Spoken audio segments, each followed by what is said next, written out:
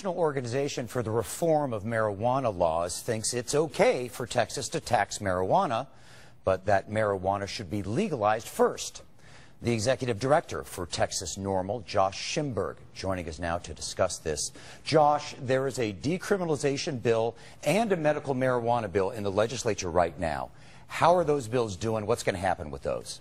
Well, we're not sure exactly how they're going to turn out just yet, but I can tell you that they are getting a lot more attention during this legislative session.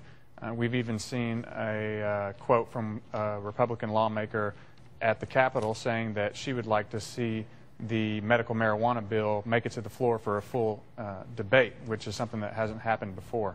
Yeah, medical marijuana, Colorado, it's now actually just recreational in Colorado now. It's illegal. Washington as well, California. Let me ask you this. As far as getting people to vote for this, if it ever comes to a vote, the image problem. You appear to be a serious person. You know your material. Yeah. But when most people think of marijuana, I watch a TV news story about marijuana, and I see a 20-year-old college kid taking a big hit of a joint, blowing the smoke in the camera and saying, man, I got skills now. And I think to a lot of people in the middle of this, they see that and they think, you know, this kid is a stupid idiot who is just on his way to becoming a stupider idiot the more joints he smokes. How do you get over that image to get people on board with what you want? Well, I think people need to realize that marijuana consumers run the gamut. Take, for instance, Michael Phelps, one of the greatest Olympic champions of all times. He's a well-known marijuana consumer, and he won more Olympic gold medals than anybody in the history of the games. Take, for example, our last 3 presidents of the United States of America, all 3 of which have admitted to using marijuana at some point in their life. And are they still smoking joints? I doubt it, but that's not the point.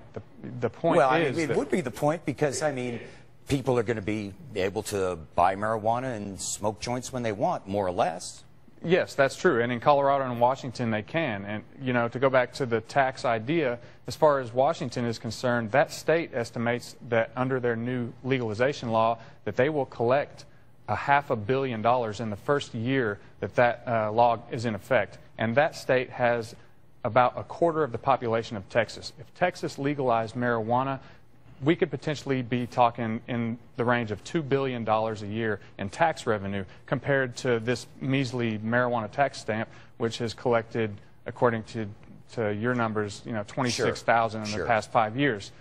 You know, the first thing that we need to do is to take marijuana, legalize it, put it behind a storefront, and ask people for an ID for it. Right, so kids think it's something to work towards. So that's the opinion of a lot of folks out there about this. But nonetheless, yes, I mean, it's in the legislature. It is a continuing movement. It is certainly gaining ground across the country. And Josh, we really appreciate you coming by to talk about it. Thanks a lot. Okay.